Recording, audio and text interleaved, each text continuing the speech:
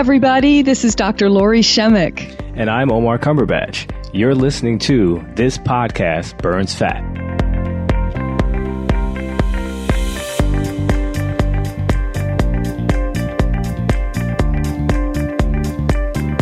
Hey, Lori, how are you? Hi, Omar. Doing great. Thank you. Yeah, excited about our guest today, huh? Yeah, the friend to the room. Me and Kim Yes. go back a long time. Kim Hynes. Yeah, she's fantastic. Yeah, she was really good. And I really loved how impactful she was and how she presented all the information on, they call it emotional eating, but she really truly gets to the heart of it, which I really appreciated. Yeah, and we've had a bunch of emotional eaters on, and I thought that she presented by far the best case for it, and was from a realistic perspective. Because I know that me personally, I have issues with the topics, kind of overall. I know it's partially because I guess I need structure, and that's just such a foreign concept at times for me. But she brought it back to earth where I can actually relate to it. So I thought she was fantastic in that regard. Yeah, really good. I know everybody's going to love her, just like we do. Yeah, absolutely. Yeah, so let's jump into the show. Okay. Hey, Kim, welcome to the show. How are you today? Hi, Omar and Dr. Lori. Thank you for having me. I'm doing great. That's wonderful. It's really great to have you here. Could you explain to our audience a little bit about what you do and what brought you here? Yes, I'm so excited. I have been listening to the two of you for quite a while, and I've known Omar for a while. We're online friends. Yes. And I have two hats. I own a practice with two therapists, and I am a holistic nutritionist. And so I help a lot of different people. It's a very diverse group, but I am really most interested in helping women over 40, giving them permission to eat, to lose weight intuitively, to really start loving their bodies through that transformation, and to do all of it without strict dieting. And that's why I wanted to share with the two of you, because we can lose weight without super strict restrictive dieting. So Kim, to that point, like, how did you stumble upon it? Tell us a little bit about your story, how you just pretty much said, this diet thing isn't working for you anymore, and that you really weren't able to get into the intuitive eating space. Yes, I have a background of disordered eating. I also am definitely a recovering binge and emotional eater. So it was really helpful for me. I actually had to develop my own program to do this. And the interesting thing is I dieted on and off for 20 years. So if anyone is in my age range, 40s, 50s, we go all the way back to things like, RC Cola, Tab, Special K, all the different diets. Tab. And all the old ones, yes. Yeah. And watching our parents do those things, our mothers. And I found that I was very much an emotional eater. Started very young, and it was always sweets when I was younger. And some of it came from when my mom went back to work and I was alone and coming home from school, taking care of my brother. But later, it actually manifested into an interesting thing that I was able to hide because I was a marathon runner. So when you're running 25 miles a week, you can really hide the binge eating. It really doesn't show up, other than the fact that you're completely inflamed and not feeling well. So I went through these cycles year after year. And finally, I just was done. I wanted to feel good. After having two children, I was actually a high school math teacher for many years. So the teaching coaching part has always been a part of me. I coached cross country. And when I started talking to the girls on the team, trying to explain to them what they needed to do for their bodies, it all started coming out. And then my program has developed from working with them, working with other teachers, then working on myself. And I went back to school while I was teaching. I went to IIN, and then I went and also got a food addiction coaching certification and a gut certification because I'm so interested in it. And I know it works because it works for me. That's great. Yeah, you're really a shining example, if you will, creating your own company and helping others with the same issues that you had. So, congratulations. Um, Intuitive eating is something that addresses emotional and stress related eating, correct? It sure does. And intuitive eating has an interesting perception from people because intuitive eating almost sounds like, oh, I can just eat all day, any day. I can have whatever I want. I'm going to come home. I'll have a box of donuts if I want. If my body feels it, I'm going to have, 3 bars of chocolate. And intuitive eating is really a framework. And part of the framework is exactly what you mentioned, is helping with the emotional and stress eating, getting to the root cause. Because by the time we get to the food, for example, in the evening when we get home, by the time we get to the food, it's really far beyond what's really causing the eating. And we're not enjoying the food. We're not mindful. We're just eating because we're getting that dopamine hit. And we know when we get that dopamine hit, and food's the easiest, fastest way to get that, then that causes us not only to feel good, but dopamine makes us want to keep repeating that same habit that made us feel that way. So intuitive eating does help us learn how to look at the entire picture all the way up to the point of when we're eating. That makes a lot of sense. So, like, what happened, do you think, just generally? Because obviously, a lot of people suffer with this concept overall that we've been disconnected to this ability to just intuitively eat. What do you think was like the genesis of that? That was the perfect word, Omar, disconnected.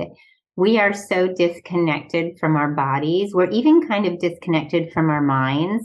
And we're in a very hustle, very stressed world. And we have almost this badge of honor by being really busy, not sleeping enough. And when we're not connected, even to our thoughts, we are mindless. And mindless is a word that gets thrown around a lot, and being mindful gets thrown around a lot. But basically, we are not slowing down. We're not in the moment. We are going, going, going. And unfortunately, in the process of not taking any time for ourselves throughout the day, we are also spiking our cortisol, which causes stress on the body.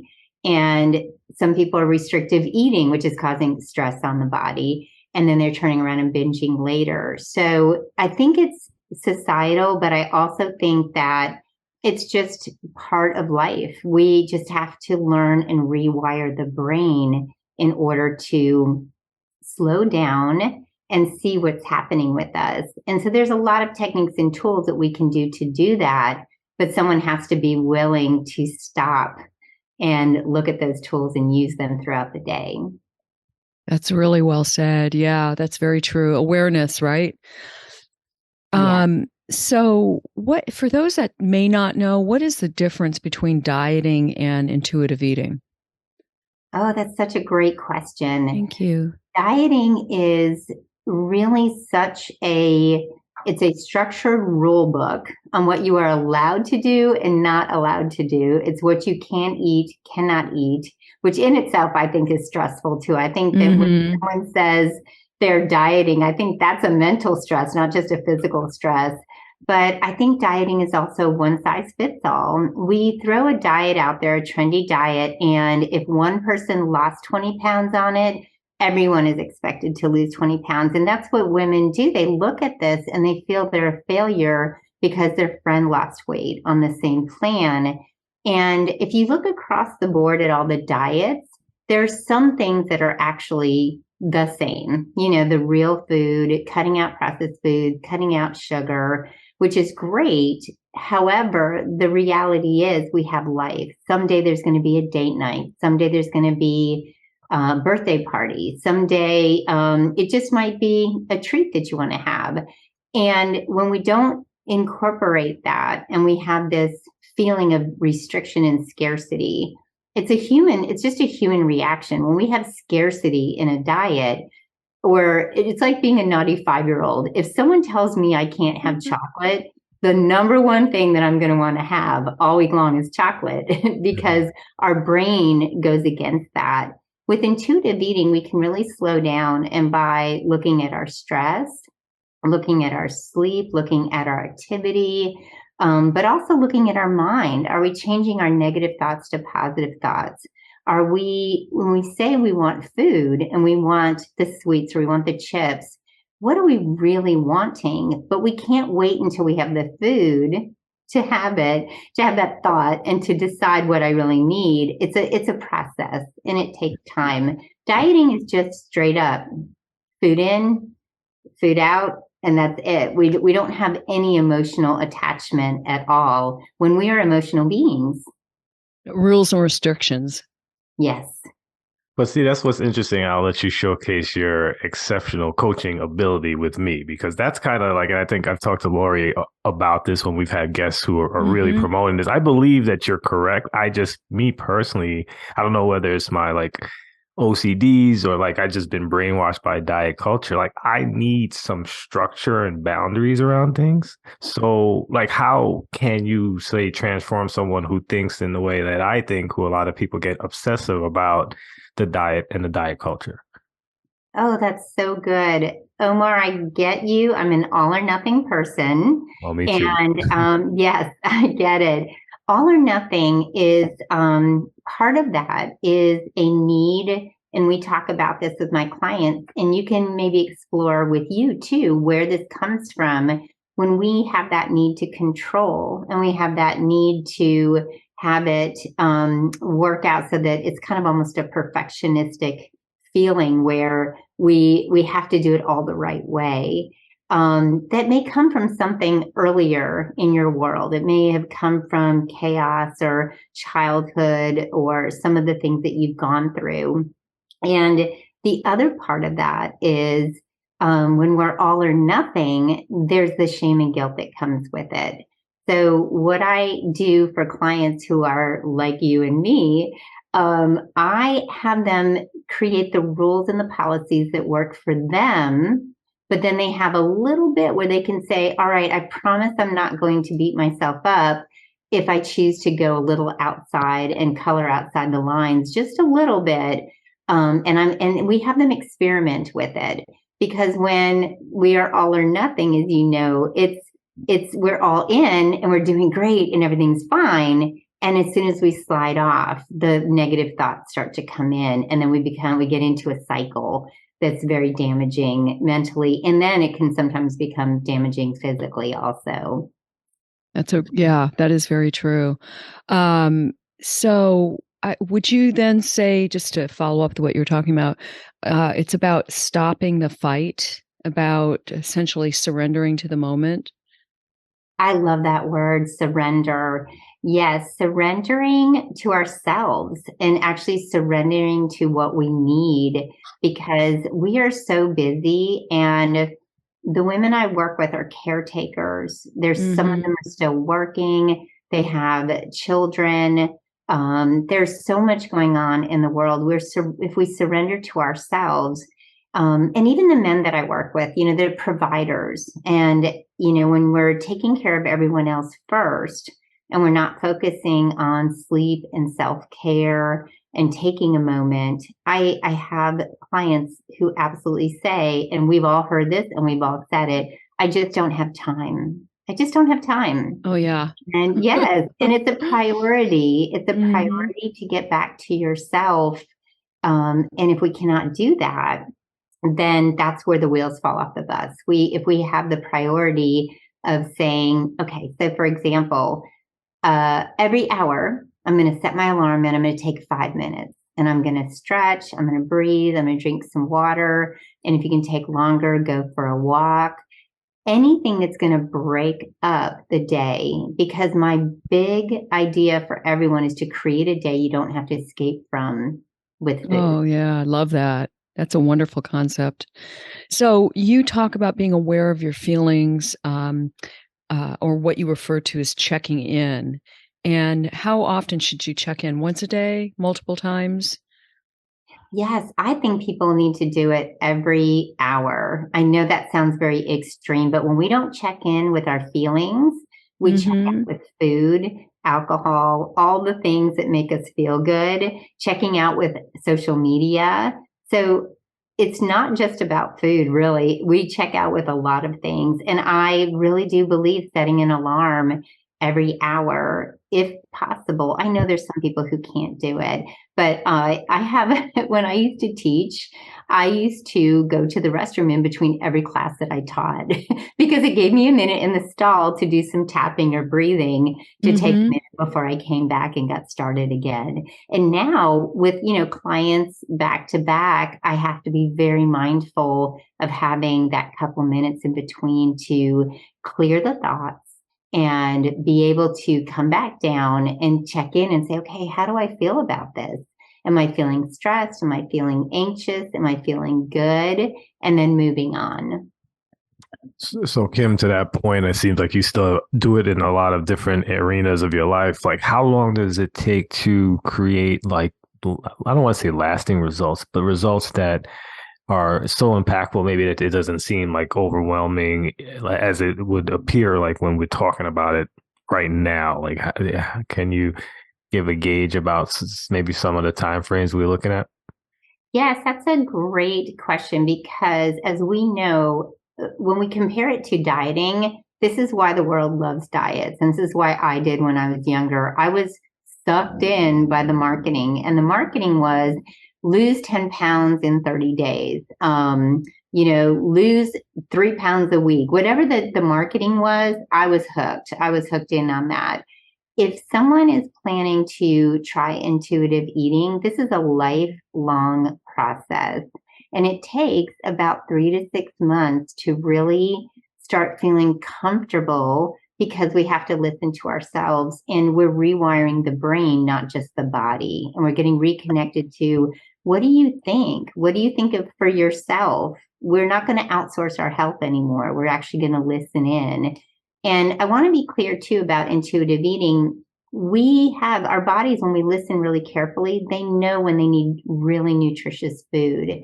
We're not just saying, oh, I'm doing this because I want to be able to have some chocolate once in a while. When you're really in tune, you're very excited to fill your body with really wonderful food and balance your blood sugar and your hormones.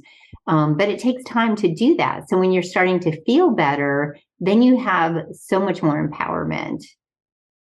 So what are a couple tips for those who feel that they just eat all day, to put it bluntly?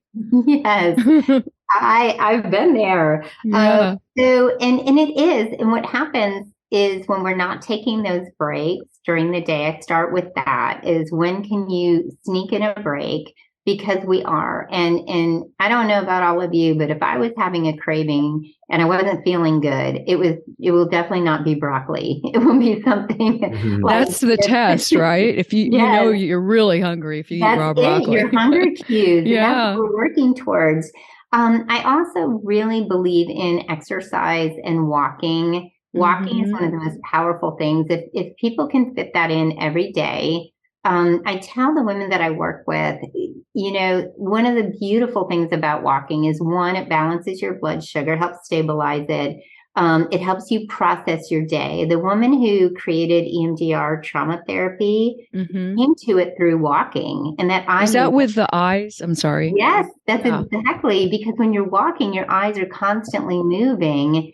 And when you're walking forward, it's really wild. You feel like you're moving forward, even mentally. And so I think walking is powerful. As a former marathoner, I used to be such a snob about walking. Now I think it's the greatest thing.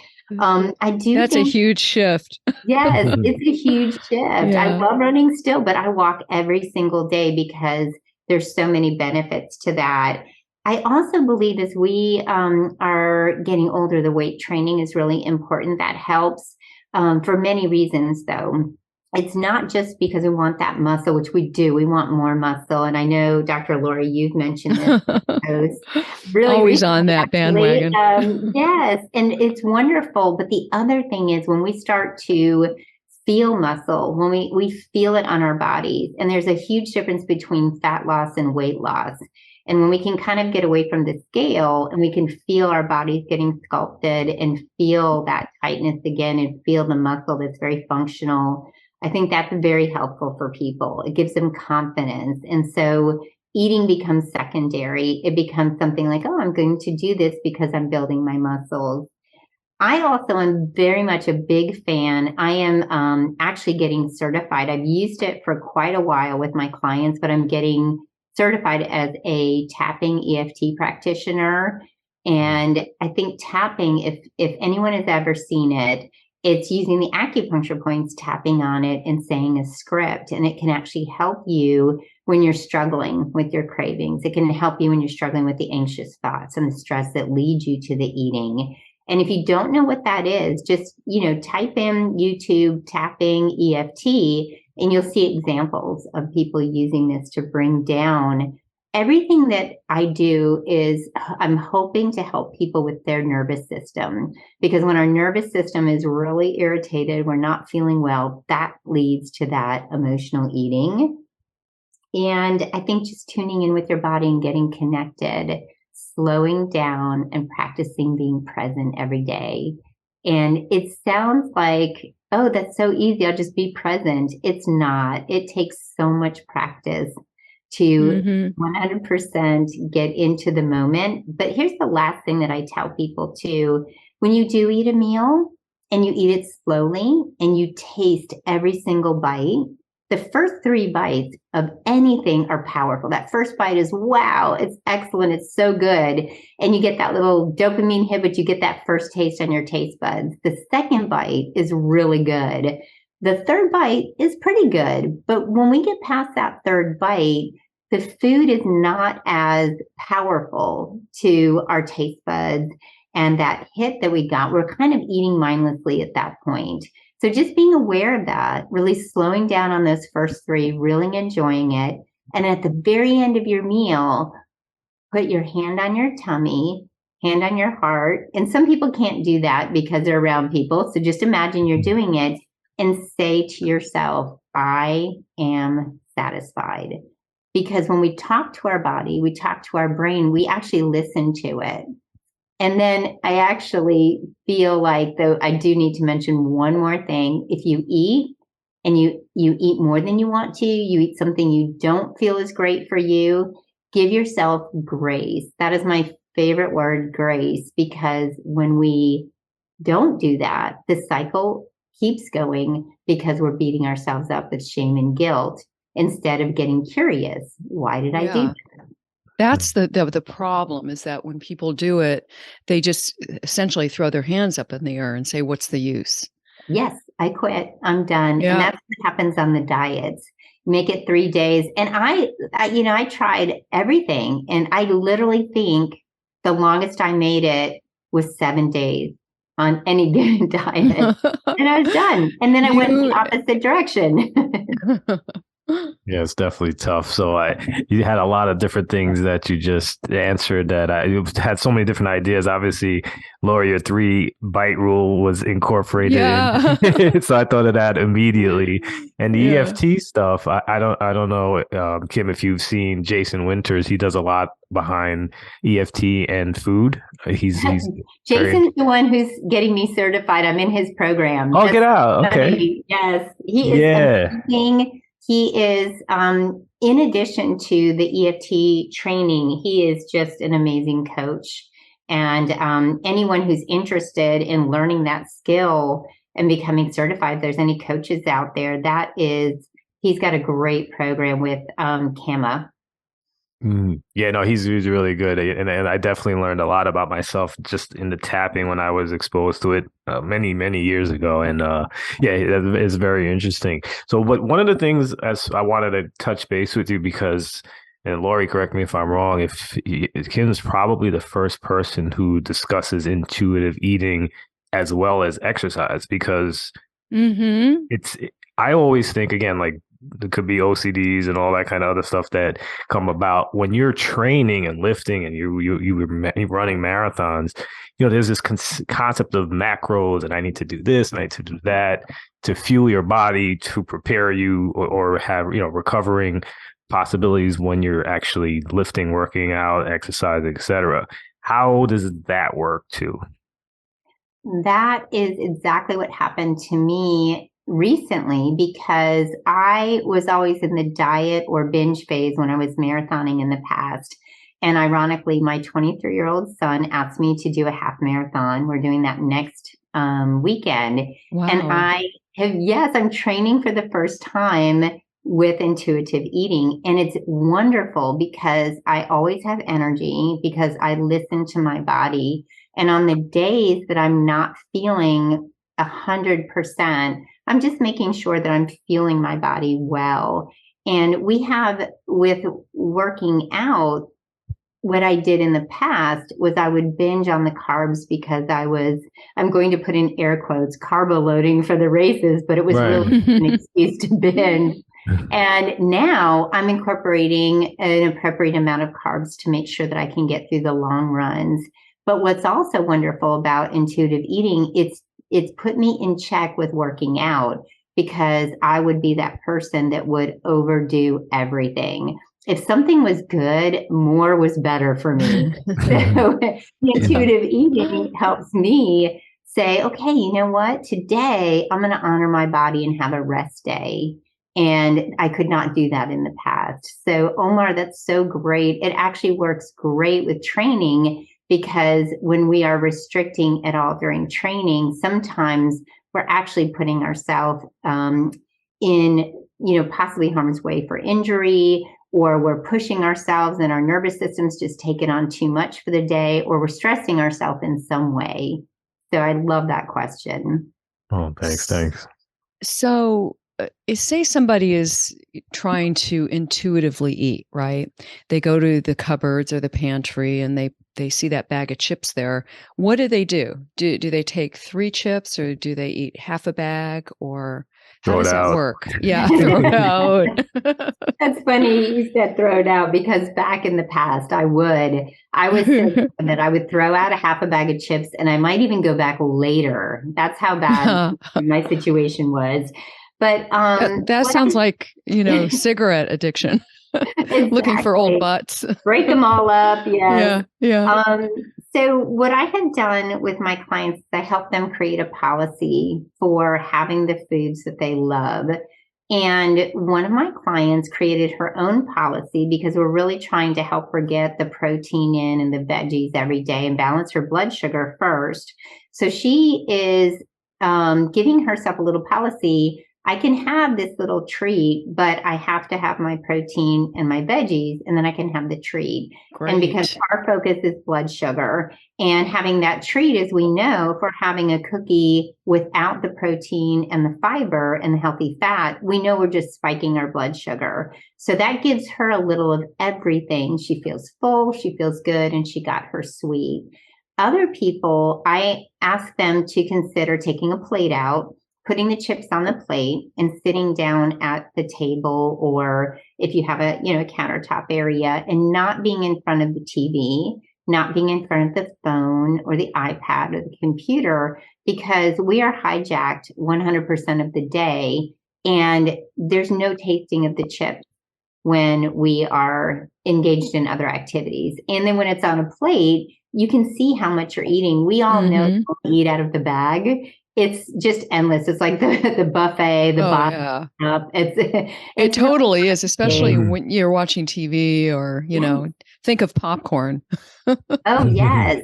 And I tell them to and I want to be clear that with intuitive eating, we're also working on health.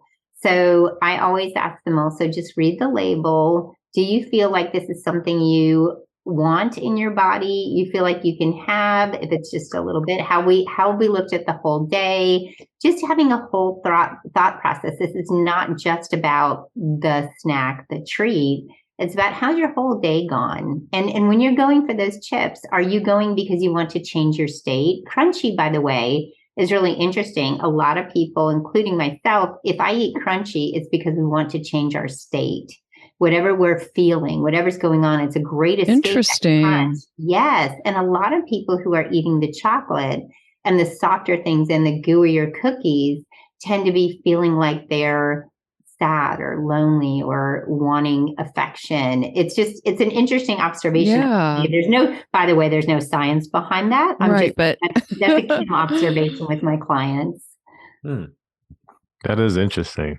So one of the things I know you've been fantastic. I want to at least get one more question in because we're coming up on time. I did see on Instagram, and congratulations, that you are past 1 year of not drinking alcohol. And Yeah.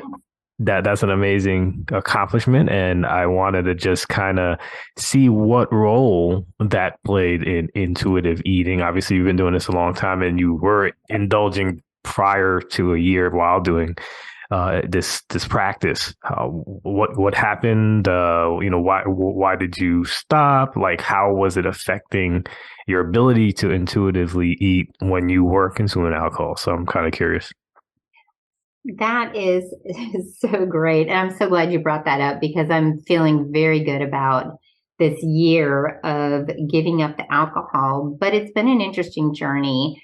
I am old enough that the drinking age was 18 when I started drinking. So I've been literally drinking on and off since I was 18 years old, and I'm 56 now.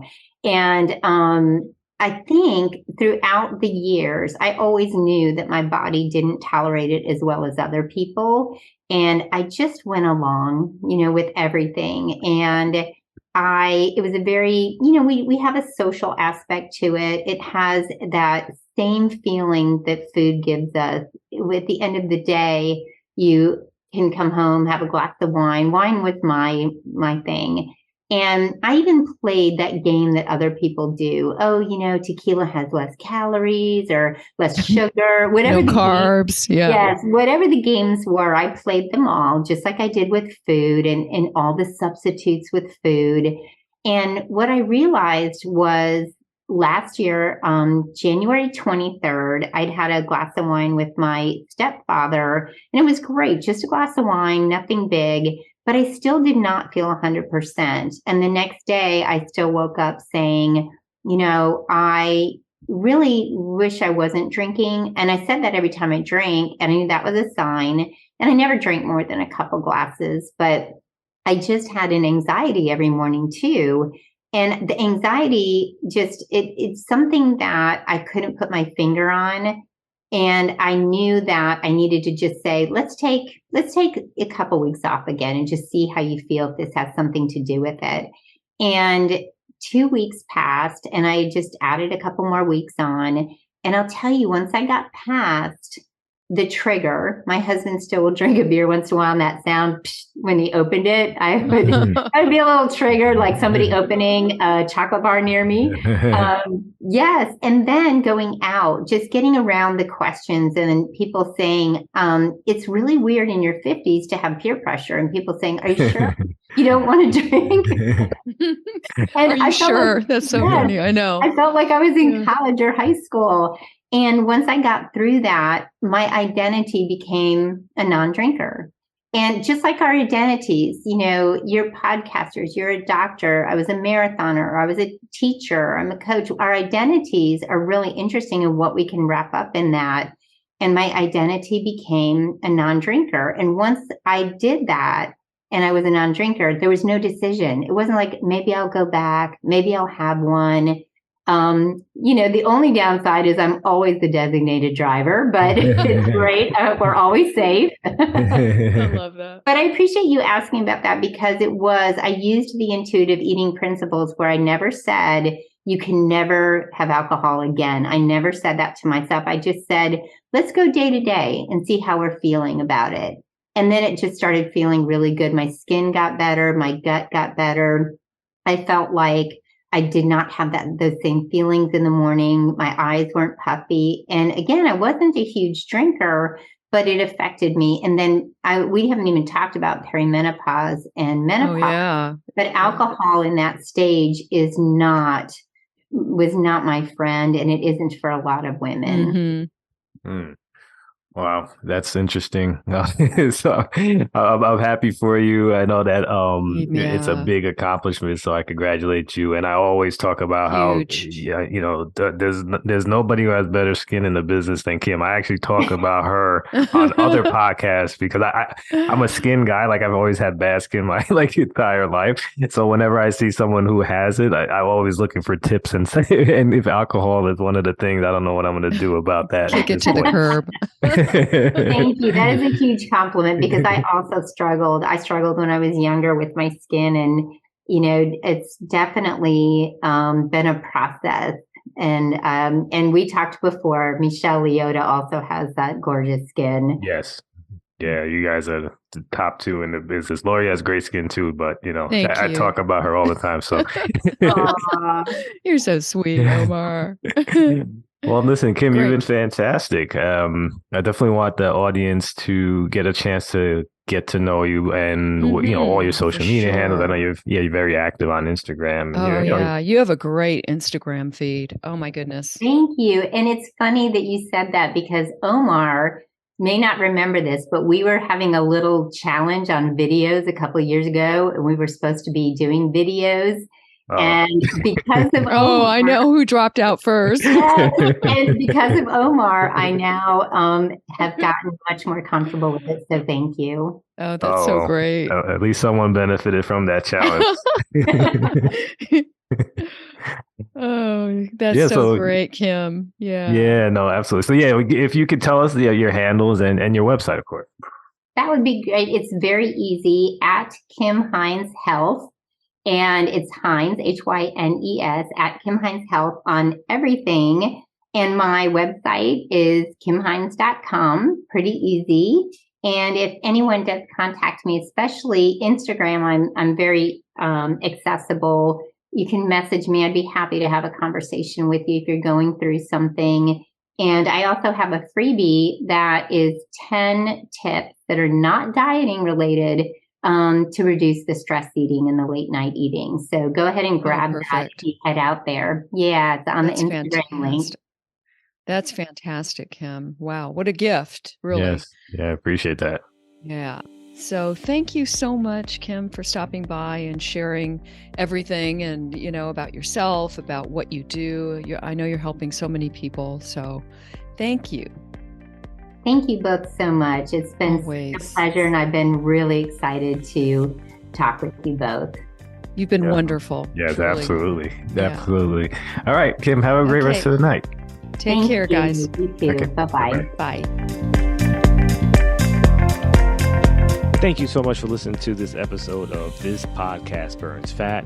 We're so excited to have you as a listener, and we're hoping that you really enjoyed the content as well. And if you did, please run over to iTunes and provide a rating and or review. It will go a long way in helping us continuously build our listenership up so that we can provide you with excellent content regarding fat loss, weight management, and just an overall healthy lifestyle. Thanks so much. Have a great night.